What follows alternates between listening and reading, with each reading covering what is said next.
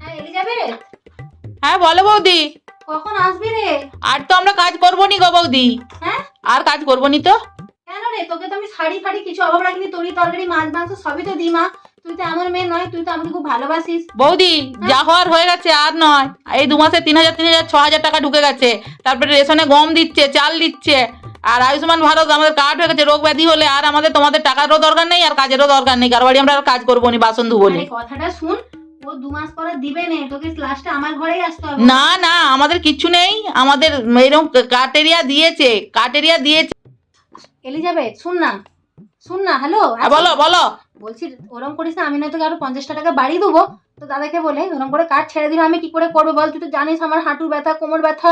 আমি nail extension করে এসেছি, আমি ওই কাজ করলেই নখগুলো তো ভেঙে যাবে। বল এত সুন্দর হাত নষ্ট হয়ে যাবে বল। বৌদি ভুল করছো, আর হবে না গো। আর আমাদেরকে পাবে না তোমরা।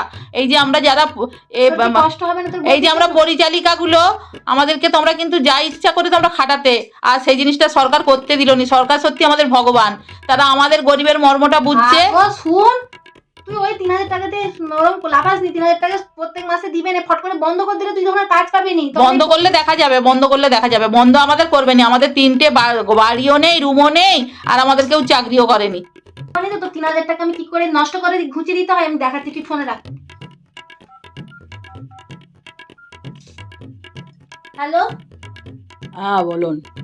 সরকার মানে তোমাদের ওই সরকার তো? হ্যাঁ বলুন। বলছি তোমরা যে সবাইকে, আপনাদের সবাইকে 3,000 টাকা করে দিয়ে ফেললেন, আমার তো ঘরে কাজের লোক আর পাচ্ছি না। এর সংসারের কাজগুলো আমি কাকে দিয়ে করাবো? আমি স্কুলে তো চাকরি করি, আমি স্কুল কখন এইদিকে বলেছে 10টার মধ্যে স্কুল ঢুকতে হবে 5টা পর্যন্ত। তো আমি স্কুলে যাব কখন, রান্না করবো কখন, সংসারের কাজ তো আমি কিছুই জানিনি। আমি এবার লোককে খেতে দেবো কি? কাজের লোক ছাড়া যে আমি অচল, সংসারটা টিকবে কি করে? তোমরা যে সবাইকে 3,000 টাকা করে দিয়ে দিলে। দেখুন ম্যাডাম, এগুলো তো আমি হচ্ছে সেক্রেটারি, আমি এগুলো তো জানি না। আমি তো জানিনি বললে হবে না।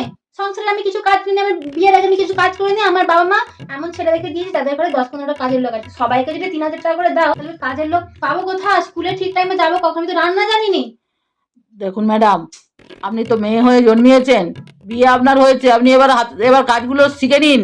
কারণ আর পরের ওই রকমই ভরসায় থাকলে হবে না। কারণ আমাদের সরকার স্যার, সরকার মহাশয় গরিব মানুষদের প্রতি সদয় হয়েছেন।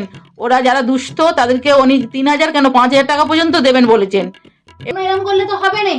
আমরা সংসারের কাজ করবো কখন, আর বাইরে চাকরি করবো কখন? চাকরি ছেড়ে দেন, দরকার হয় আপনি চাকরি ছেড়ে দেন। না হলে আপনি সরকার মানে সংসার সামলে, বাচ্চা কাছে সামলে আপনি অফিসে আসবেন। তুমি ঠিক করবে নাকি আমি কখন স্কুলে যাবো? তাহলে আপনি ঝগড়া করতে আসছেন কেন ম্যাডাম? বাস- কে আপনার বাড়িতে কাজ করবে না সেটা আমাদের উপরে আপনি আমি চাপিয়ে বলতে দিতে চাইছি, পারেন না। তোমরা